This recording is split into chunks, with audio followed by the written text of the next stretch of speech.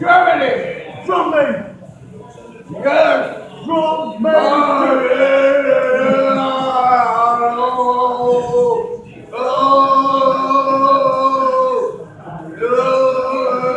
You know how to weird, don't you?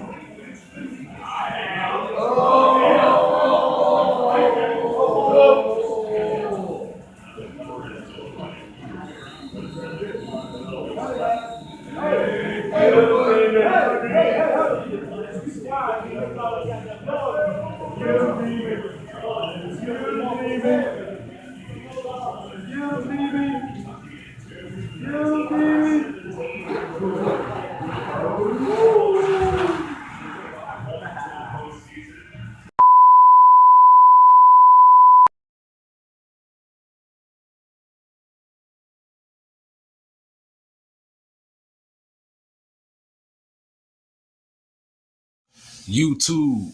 First, I will start off by saying that the guy in that video is not the same guy in that picture. The guy in the video is a guy that's wigging, from substance abuse.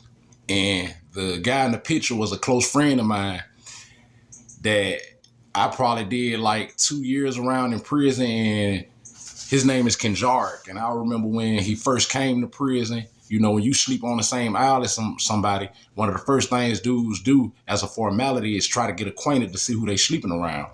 And when he got acquainted with all of us, we pretty much seen that KJ was a mild-mannered guy, very respectful, ain't have a long time, and pretty much ain't want any problems. So most of us took to Kenjark like a little brother.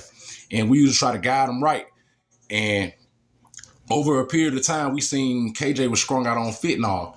And we still played the big brother role, basically showing them how a lot of guys get turned out in prison because they're on drugs, and perverts leverage their drug addiction against them, or they try to keep you in debt by taxing you so they could keep, absorbing all your money. Where every time you make a dollar, you got to go pay it to somebody. And they'll use you as a punching bag. They couldn't do Kenjark like that simply because, like I said, we played the big brother role. We looked out for the young guy. And one of my biggest problems when he died, I thought back on how I used to talk to him, because by me being in prison for so long, all I knew was hyperaggression.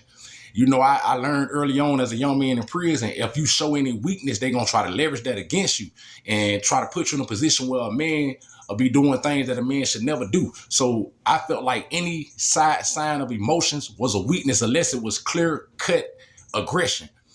And that even seeped out in the way I talk to my so-called friends or brothers. When they had a problem, I come off as harsh, very callous.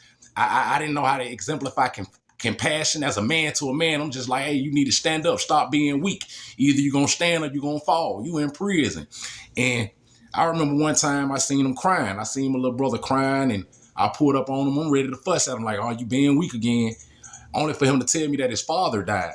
His father had died from substance abuse, but he only thought it was cocaine, but somebody had put fentanyl in the cocaine. And the thing that made the death so saddening was he was his father, only child. His father died from the same substance that he was abusing, fentanyl.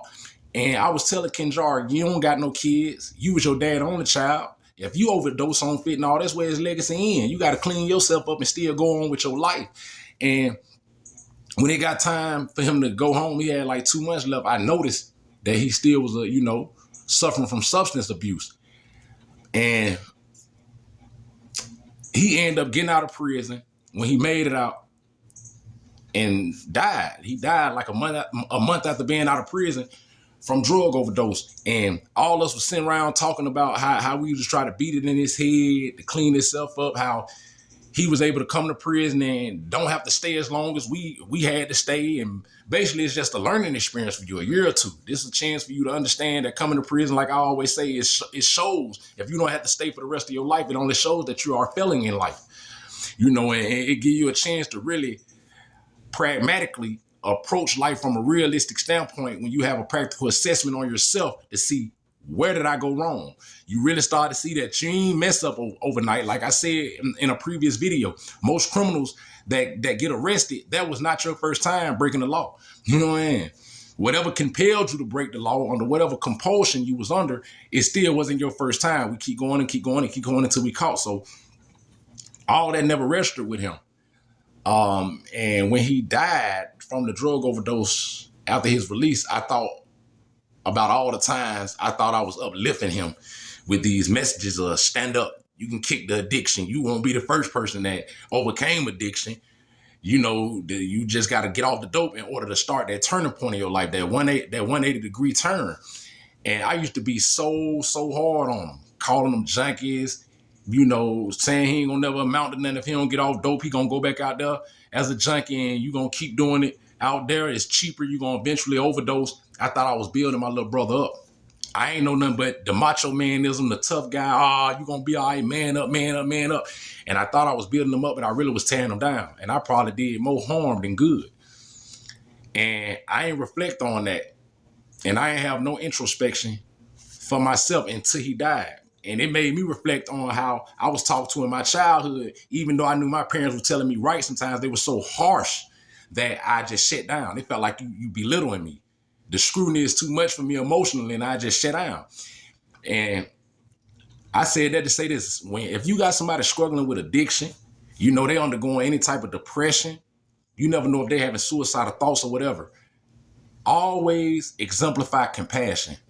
Always understand that all of us go through things, and to a certain extent, everybody need empathy, especially men, because a lot of times we'll suffer in silence and just wither away and die. And I had to learn that from all the times I was supposed to be the quote unquote strong leader who's standing strong, but all I did was beat my peers down. I made everything look like a weakness, as if, you know, I was perfect, suffering from my own self-righteousness. So whenever you try to give a message out of love, always remember, show compassion.